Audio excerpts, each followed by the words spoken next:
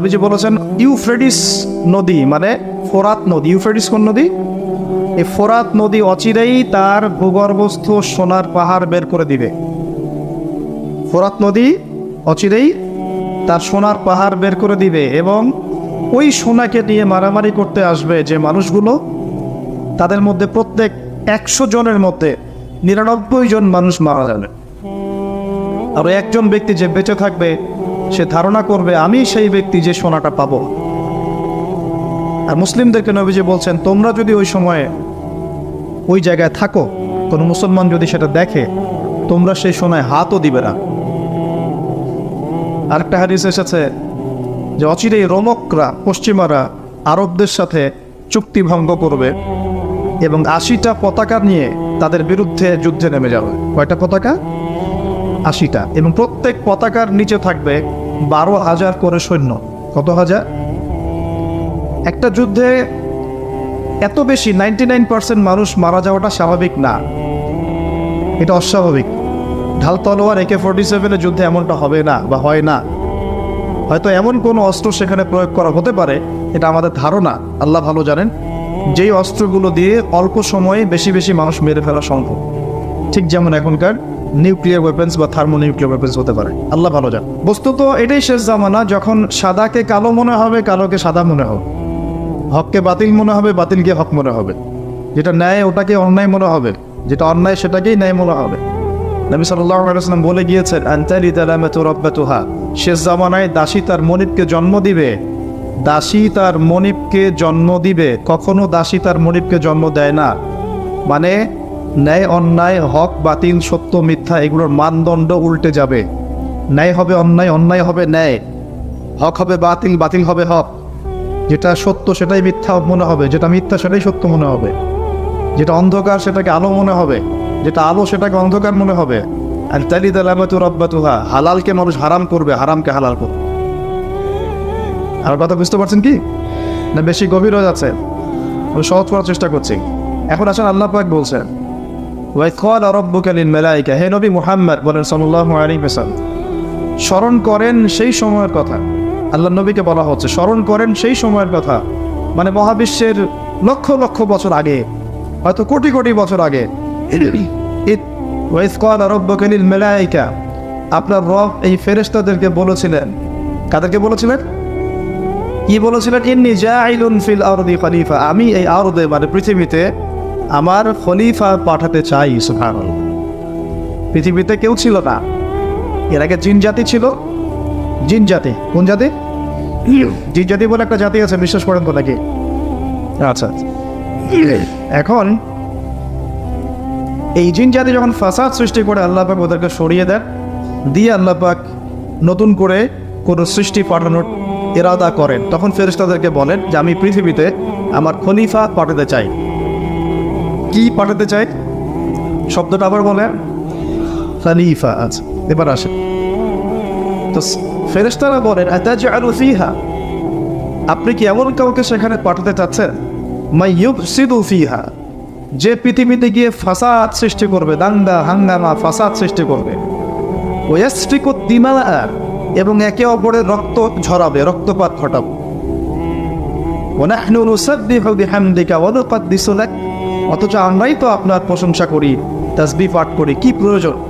আপনি কি এমন কাউকে পাঠাতে চাচ্ছেন যে পৃথিবীতে গিয়ে 2টা কাজ করবে? ফেরেশতারা বলেছেন কয়টা কাজ করবে? এক, বলেন, ফিতনা ফাসাদ সৃষ্টি করবে। 2, একে অপরের রক্তপাত ঘটাবে। পুরো বিশ্বের দিকে তাকায় দেখবেন এবার, এই মানব জাতি এই 2টা কাজ করতেছে, হয় ফিতনা ফাসাদ সৃষ্টি করতেছে অথবা রক্তপাত ঘটাচ্ছে। এখানে ভাই ভাই রক্ত ছড়াচ্ছে, প্রতিবেশী প্রতিবেশীর, কোনো সময় সামাজিক এক দল আরেক দলের, কোনো সময় এক রাজনৈতিক দল আরেক রাজনৈতিক দলের, কোনো সময় এক বিশ্বের একটা দেশ আরেকটা দেশের। পুরো বিশ্বের ছোট থেকে বড় যে স্তরে আপনি উঠবেন দেখবেন রক্তপাত রক্তপাত রক্তপাত। নবীজি বলে গিয়েছিলেন শেষ জামানায় এই রক্তপাতটা প্রচুর বাড়বে, এত বাড়বে যে হত্যাকারী জানবে না কেন তাকে মারলাম, আর নিহত ব্যক্তিও বুঝবে না কেন আমি মরলাম। সুবহানাল্লাহ, চিন্তা করতে পারেন? গাজার বাচ্চারা জানে না যে কেন তাকে মারা হলো, আর যারা মারছে ওরাও জানে না কি কারণে মারছে। কি অপরাধ ওটার? ইয়েমেনের বাচ্চারা জানে না কেন বোমটা এসে পড়লো, আর যে ফেললো সেও জানে না কি জন্য ফেললাম। আপনারা রাস্তায় গন্ডগোল করতে যান অনেক সময়, যে বের হয় সেও জানে না কেন কিসের উদ্দেশ্যে লড়ছি, আর যে মারে সেও জানে না কি জন্য ভাইকে মারানো। এটা শেষ জামান। হত্যাকারী ব্যক্তি জানবে না যে কেন আমি হত্যা করছি, মাকতুল জানবে না যে কেন আমি মরলাম। শেষ জামান হারাজ বাড়বে, হারাজ হারাজ হারাজ। নবীজি বলছেন হারাজ বাড়বে। সাহাবীরা বলছেন হারাজ কি ইয়া রাসূলুল্লাহ? নবীজি বলছেন যে মানে অস্বাভাবিক হারে হত্যাকাণ্ড বাড়তে থাকে। আমি পরিসংখ্যান দিয়ে দিই আপনাকে দুইটা। শুধু প্রথম বিশ্বযুদ্ধেই এই 4-5 বছরের মধ্যে প্রায় 1.5 থেকে 2 কোটি মানুষ মারা গেছে। কত কোটি? আর আরো বেশি, অনেকে বলেন 2.5 কোটি 3 কোটি। আমি একটা মিনিমাম রেঞ্জ বললাম। আর দ্বিতীয় বিশ্বযুদ্ধে মারা গেছে প্রায় 6 থেকে 7 কোটি। 6 থেকে 7 কোটি। শুধু আমেরিকার একটা পারমাণবিক বোমা যেটা জাপানে পড়েছে হিরোশিমায়, ওতেই লক্ষ লক্ষ লোক মারা গেছে। এখন পর্যন্ত ওদের যে বংশ পরম্পরা, ওই যে পারমাণবিক বোমার যে প্রভাব, এটা এখন পর্যন্ত আছে।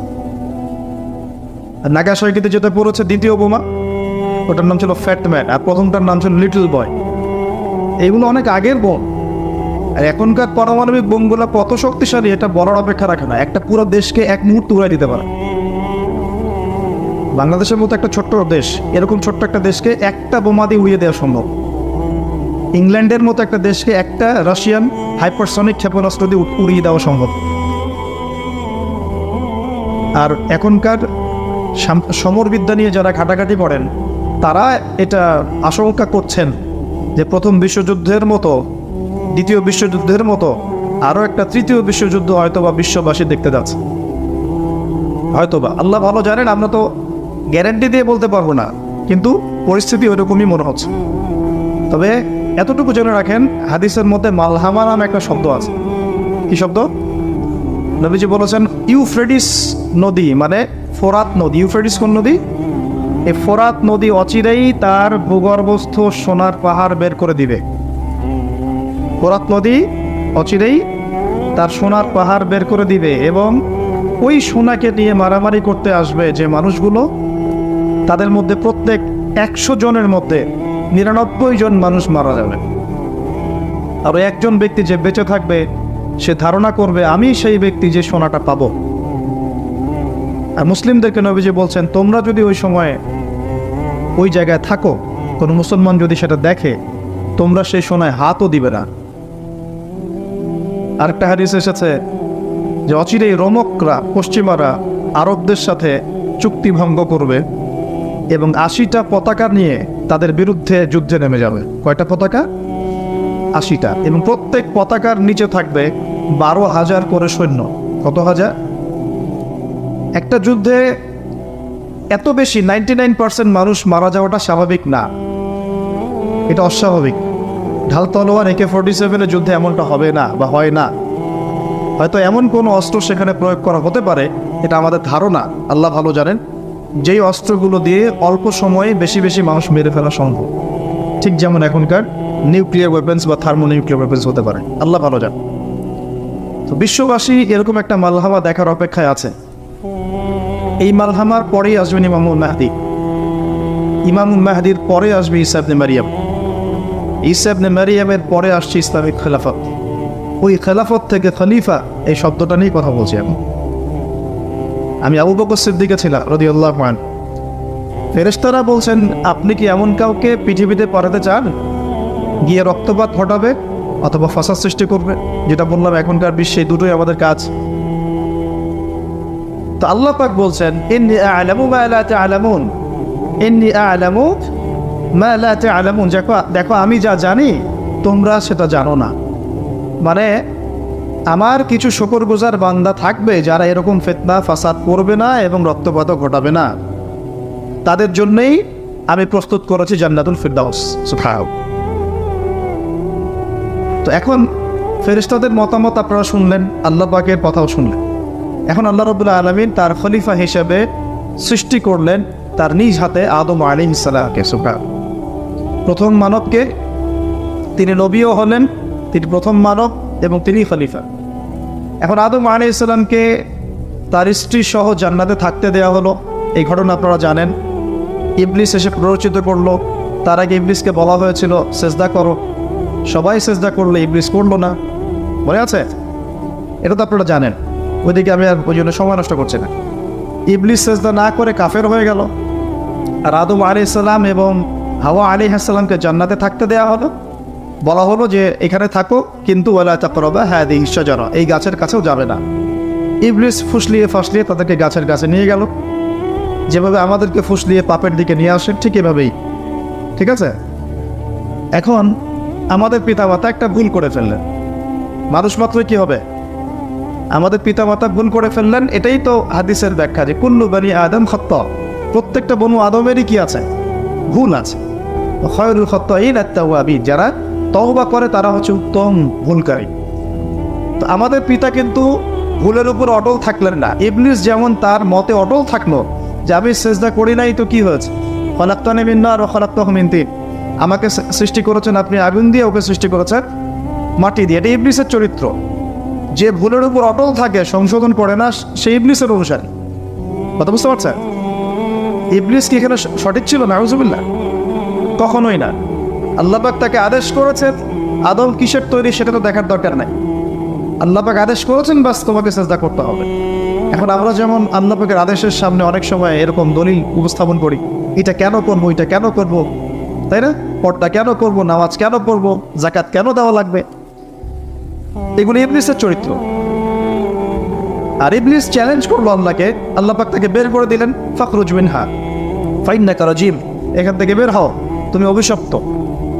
ওয়া ইন্না আলাইকা লা'নাতা ইলা ইয়াউমিদ্দিন, কিয়ামত পর্যন্ত তোমার উপর লানত, অভিশাপ।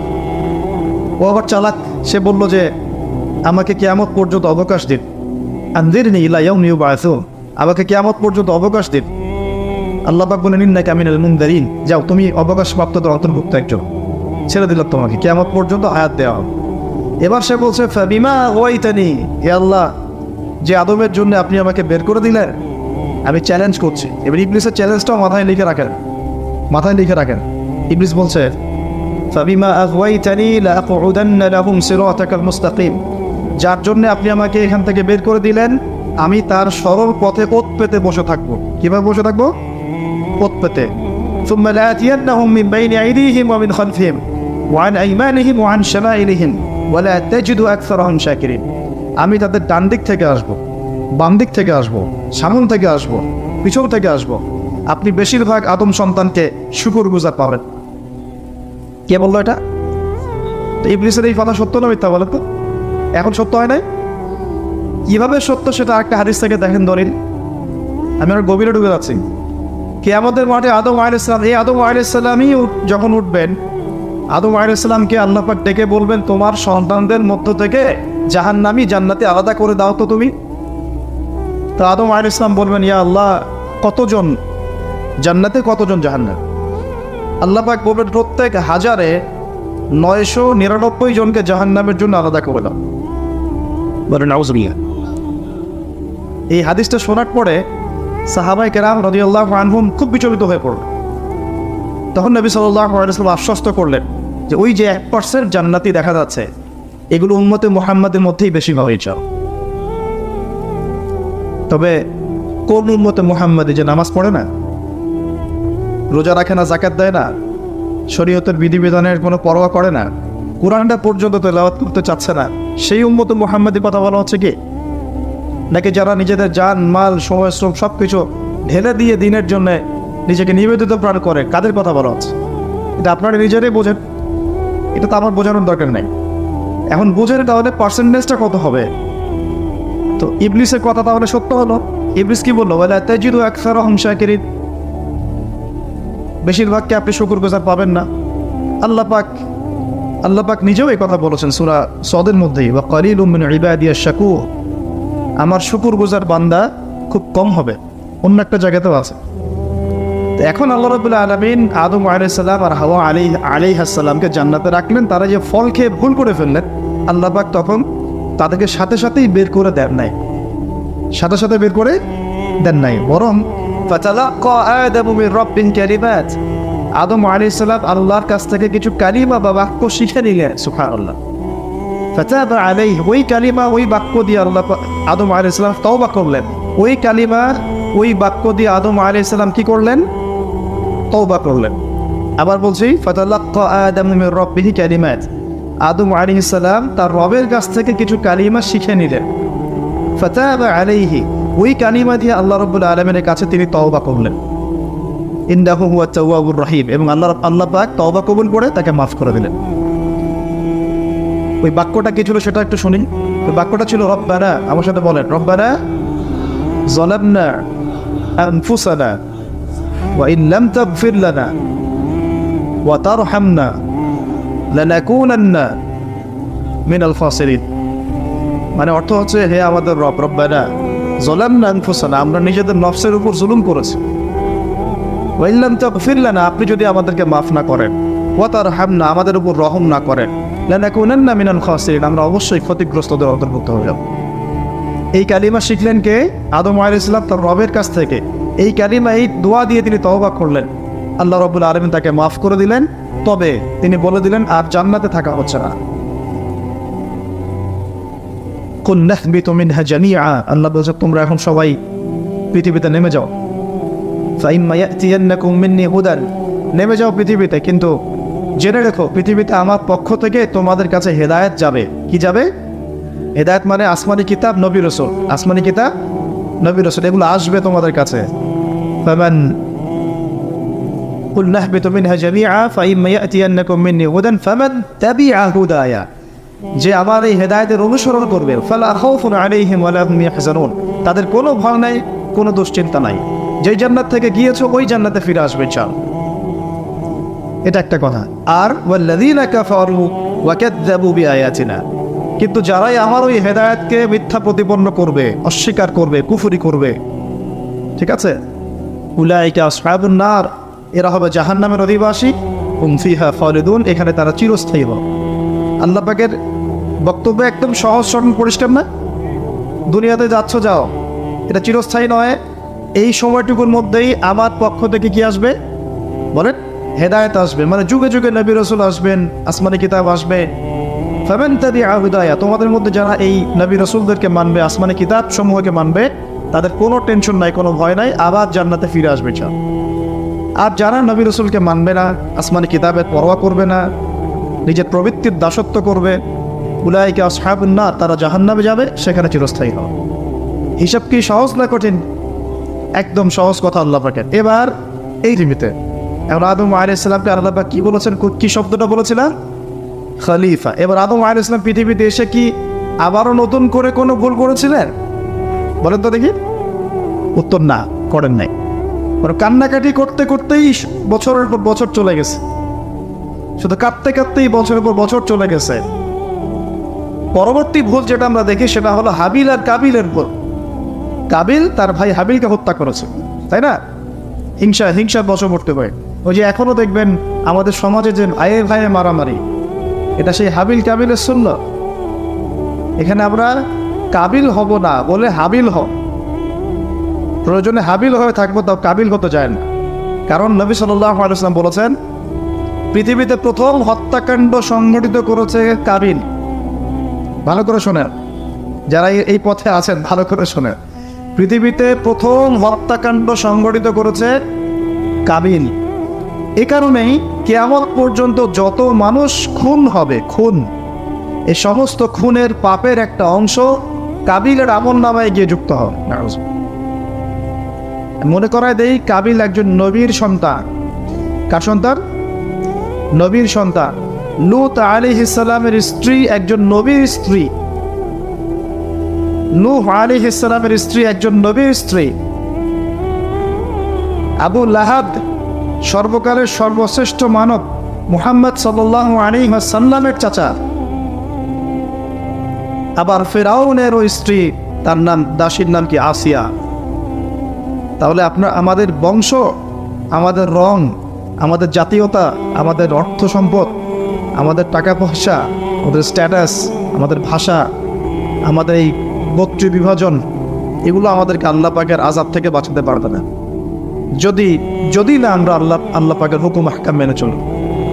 একজন নবীর ছেলে কোথায় যাচ্ছে, একজন নবীর স্ত্রী কোথায় যাচ্ছে, লূত আলাইহিস সালামের স্ত্রী কোথায় যাচ্ছে?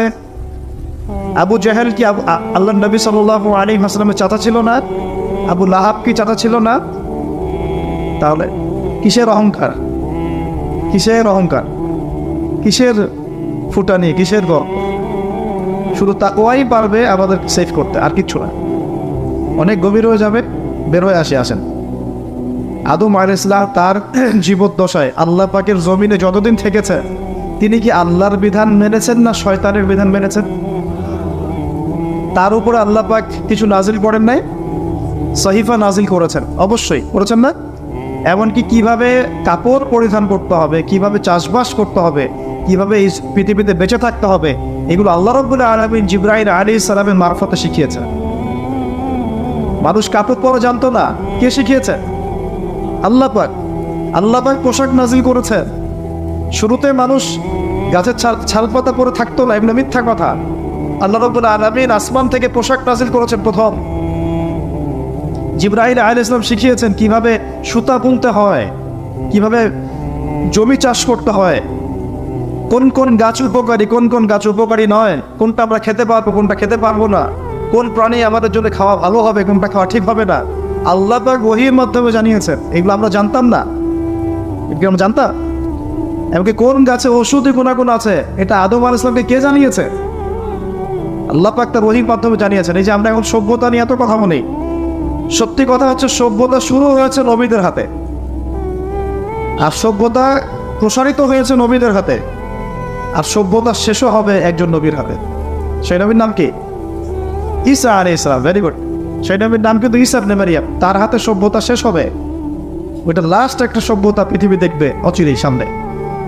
এখন আসেন, আদম আলাইহিস সালাম ছিলেন আল্লাহ পাকের খলিফা, এবং তিনি পৃথিবীতে তার আল্লাহ পাকের বিধান দিয়ে নিজে চলেছেন, পরিবারকে চালিয়েছেন, ওই সময় সমাজকে চালিয়েছেন, এবং ওই সময় পৃথিবীটাকে তিনি আল্লাহ পাকের বিধান দিয়ে পরিচালিত করেছেন, অন্য কারো বিধান দিয়ে নয়, মন গড়া বিধান দিয়ে তো মোটেই নয়, এবং নিজের রচনাকৃত বিধান দিয়ে তো মোটেই নয়, নিজের প্রবৃত্তিগত অনুসরণ দিয়ে মোটেই নয়, বরং আল্লাহ পাকের পক্ষ থেকে যা এসেছে সেইটা তিনি ফলো করেছেন। এই অনুসরণটাকে নূহ আলাইহিস সালাম করেন নাই, ইব্রাহিম আলাইহিস সালাম করেন নাই, মুসা আলাইহিস সালাম করেন নাই, ঈসা আলাইহিস সালাম করেন নাই, দাউদ আলাইহিস সালাম করেন নাই, সুলাইমান করেন নাই আলাইহিস সালাম। আমাদের নবী মুহাম্মদ সাল্লাল্লাহু আলাইহি ওয়াসাল্লাম তিনি কি করেন নাই? আমার কথা কি বুঝতে পারছেন? তাহলে তারা কি অনুসরণ করেছেন পৃথিবীতে? আল্লাহ পাকের ওহীর বিধান। কিসের বিধান? ওহীর বিধান। এখন আসেন, আরেকজন নবীকে আল্লাহ পাক বলেছেন খলিফা, তার নাম কি বলেছিলাম শুরুতে? দাউদ। কোন সূরা আছে এটা? সদের মধ্যে। এইখানে আল্লাহ পাক আরো স্পষ্ট করে বলেছেন একজন খলিফার দায়িত্ব কি। খুব মনোযোগের সাথে শুনবেন।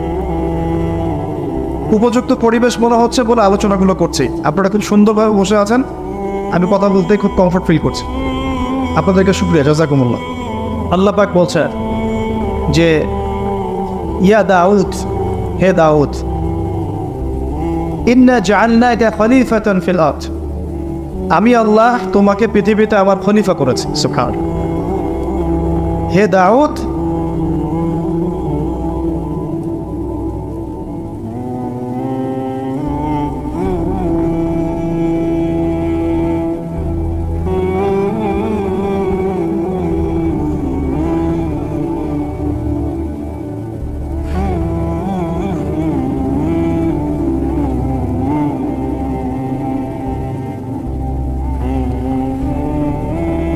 চেয়েও দাপটের সাথে এই বিশ্ব শাসন করেছে,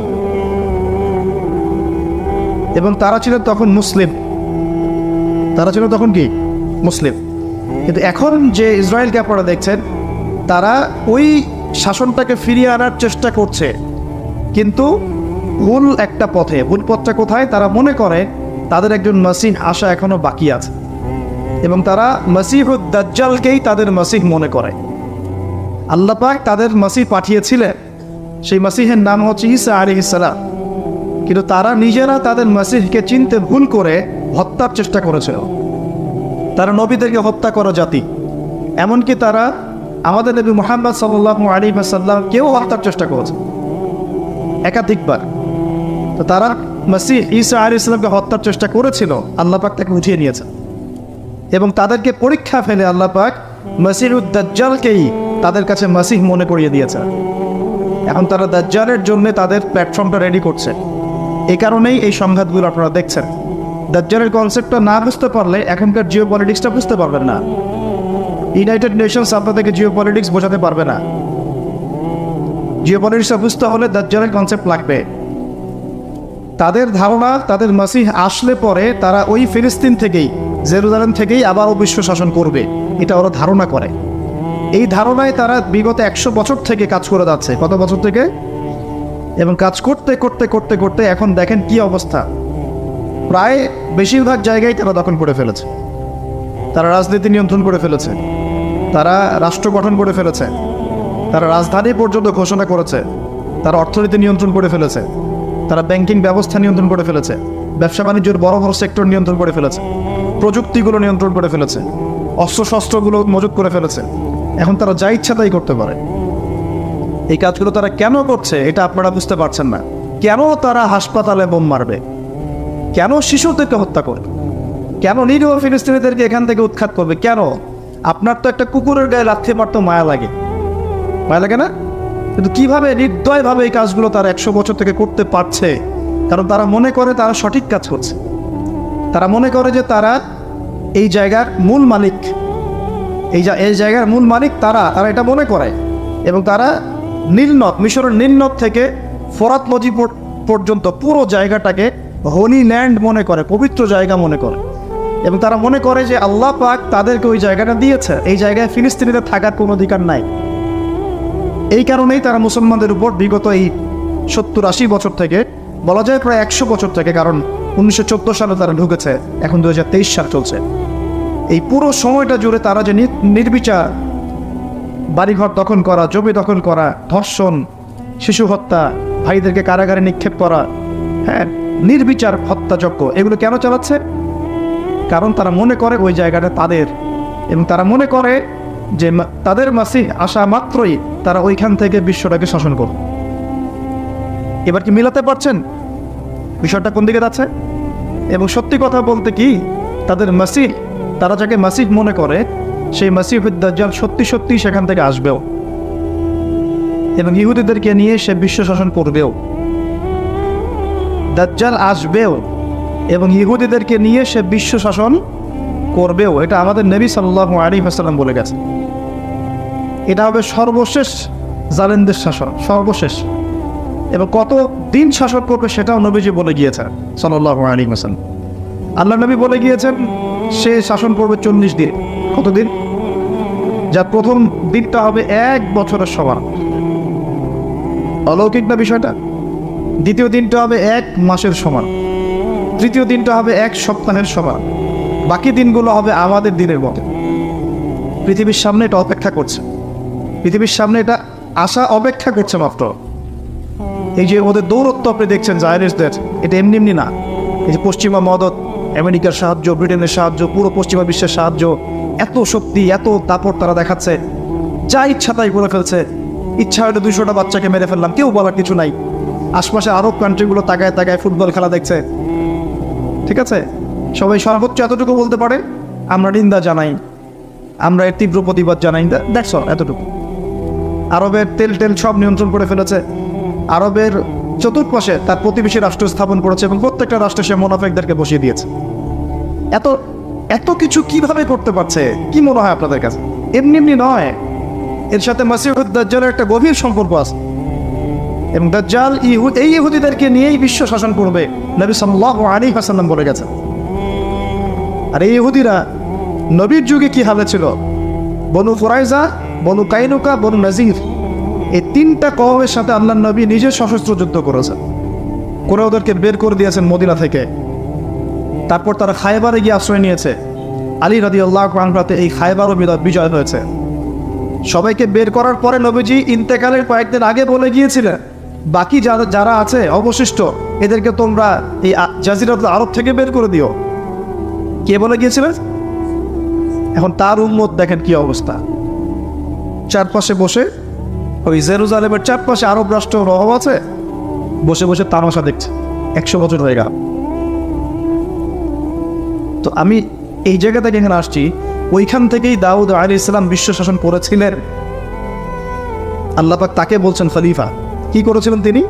আল্লাহ পাক তাকে বলছেন, ইয়া দাউদ, একটু মনোযোগের সাথে শোনেন, এ দাউদ, ইন্না জাআলনাকা খলিফাতান ফিল আরদ, আমি আল্লাহ তোমাকে এই জমিনে খলিফা করেছি। সুবহানাল্লাহ। এবং ওই জমিন বলতে কিন্তু এখন জেরুজালেম, আরদ মানে এখানে কিন্তু ওই বাইতুল মুকাদ্দাস, তিনি ওখান থেকেই বিশ্ব শাসন করেছিলেন। তোমার দায়িত্ব কি হে দাউদ, তোমার কাজটা কি? ফাহকুম বাইনান নাসি বিল হক, সূরা সাদ পড়ে দেখেন। তোমার কাজ হচ্ছে মানুষের মাঝে, অনুসারী জনগণের মাঝে তুমি ন্যায় বিচার প্রতিষ্ঠা করো। কি করবে? তার মানে একজন যে কেউ, একজন মেম্বার হোক, একজন চেয়ারম্যান হোক, একজন এমপি হোক, একজন মন্ত্রী হোক, একজন পিএম হোক, যাকে আল্লাহ পাক যেখানে দায়িত্ব দিবেন, খলিফা হিসেবে তার কাজ কি বলতো?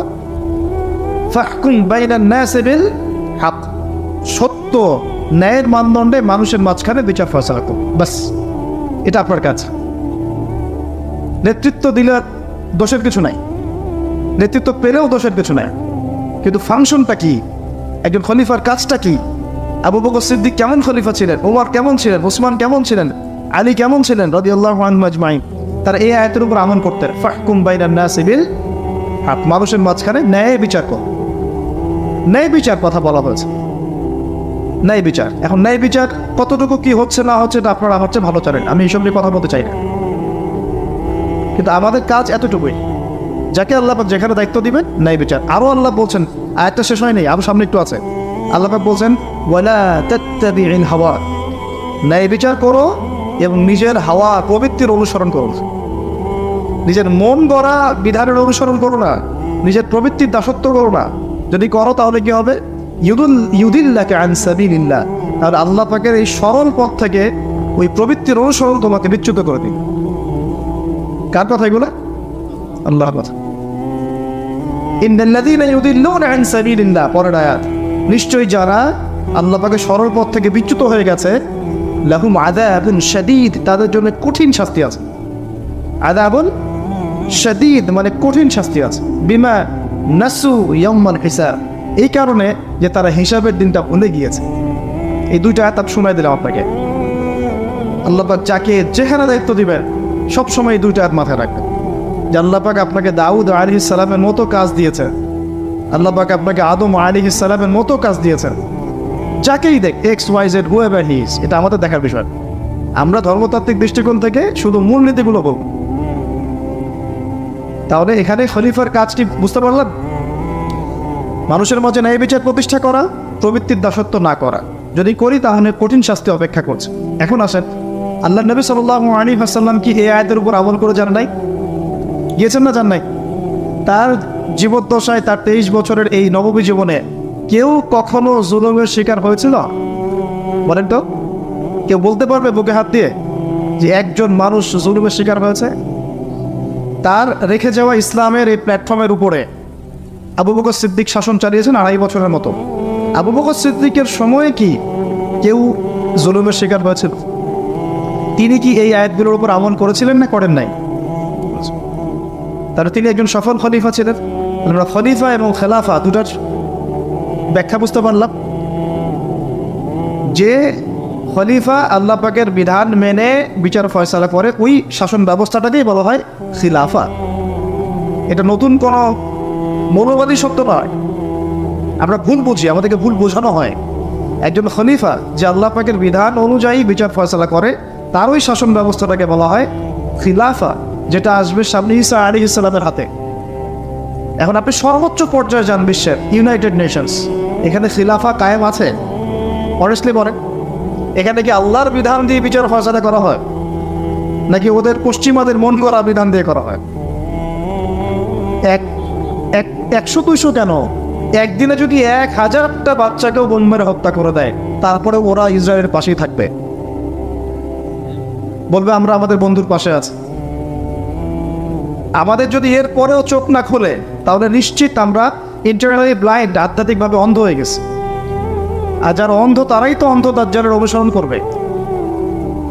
আমি জানি আমাদের উপরের লেভেলে যারা আছেন তারা এগুলো সব ভালো করেই বোঝে, কিন্তু পরিবেশ পরিস্থিতির কারণে অনেক সময় তারা সত্য কথা বা সাহস করে অনেক কিছু বলতে পারে না, কারণ তারা অবশ্যই বোঝেন তারা মুসলিম পরিবার থেকে এসেছে। আমাকে বলেন তাদের যে সিস্টেম, এই সিস্টেমের মধ্যে যে অর্থ ব্যবস্থাটা আছে এটা সুদ ভিত্তিক না সুদ বিবর্জিত? তাহলে এটা কি আল্লাহ পাকের কোরআনের সাথে গাদ্দারি হয়নি? তাহলে ওর আন্ডারে থাকলে কি আমরা সত্যিকারের খেলাফা গায়ে করতে পারবো? সম্ভব না। ও যে মিডিয়াগুলো চালায়, এই মিডিয়াতে ও যা মানুষকে বোঝায় তাই। একজন মুসলমানকে যদি ও সন্ত্রাসী রূপে উপস্থাপন করে, সারা বিশ্ব বলে হ্যাঁ ও সন্ত্রাসী। একজন ব্যক্তি, আমি নাম মেনশন করছি না, গণহারে মানুষ হত্যা করেছে, তাকে শান্তিতে নোবেল পুরস্কার দেওয়া হয়েছে। এই হলো ওদের চরিত্র।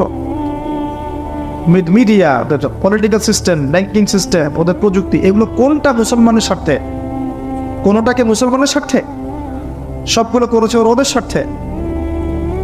ওখানে গিয়ে আমরা সর্বোচ্চ কি করতে পারি? আমরা হয়তো ওই যে ফিদেল ক্যাস্ট্রোর মতো একটা ভাষণ দিতে পারবো, অথবা ওই গাদ্দাফির মতো একটা ভাষণ দিতে পারবো। যারাই সেখানে দাঁড়িয়ে লম্বা লম্বা লেকচার দিয়েছে, গরম গরম বক্তব্য দিয়েছে, ওদের সবাইকে হয় মেরে দেওয়া হয়েছে, নাহলে ক্ষমতাচ্যুত করা হয়েছে। আমাদের চোখ কবে খুলবে? এটা একটা কুফরি শক্তি। এটা এই পৃথিবীর সবচেয়ে বড় সবচেয়ে বড় তাগীদ, সবচেয়ে বড় কুফর। এর গোড়ায় গিয়ে আমাদেরকে আঘাত করতে হবে, এবং সেই আঘাতটা আমরা করতে পারবো না, আমরা জানি। সে আঘাতটা করবে ইমামুল মাহদী এবং ঈসা আলাইহিস সালাম। আমি জানি আমরা কিছু করতে পারবো, এবং আমি আপনাকে করতেও বলছি না কিছু, ভবিষ্যৎটা বলে দিচ্ছি ইনশাআল্লাহ। এই বৈশ্বিক এই শিরক আর কুফর তাগুতের গোড়ায় সে করে আঘাতটা করবে কে? ইমামুল মাহদী এবং ঈসা আলাইহিস সালাম। তারপরে আবার জেরুজালেম থেকে বিশ্ব শাসন হবে ইনশাআল্লাহ। তখন প্রত্যেকটা মুসলমানের হক অধিকার রক্ষা করা হবে। তখন মুসলমানরা এইভাবে মাথা নত করে বাঁচবে না, মাথা উঁচু করে বাঁচবে ইনশাআল্লাহ। এত সহজ যে মুসলিম বাচ্চাদেরকে বোম্বারে হত্যা করে ফেলল? আমি আপনাদেরকে দলিল দিলে রাত 2টা-3টা বেজে যাবে। একজন সাহাবীর হত্যার প্রতিশোধ নেওয়ার জন্য নবী সাল্লাল্লাহু আলাইহি ওয়াসাল্লাম 30,000 সৈন্যবাহিনী রেডি করে রোমানদের বিরুদ্ধে যুদ্ধ করতে পারেছে। কজন সাহাবী? আবার একজন দিনী বোন, মুসলিম রমণী মহিলা সাহাবীর ইজ্জতের বিনিময়ে পুরা বনু কুরাইজার সাথে নবী যুদ্ধ করেছে। নবী একজন রাষ্ট্রদূত পাঠিয়েছিলেন, খ্রিস্টানরা ওই রাষ্ট্রদূতকে হত্যা করেছিল।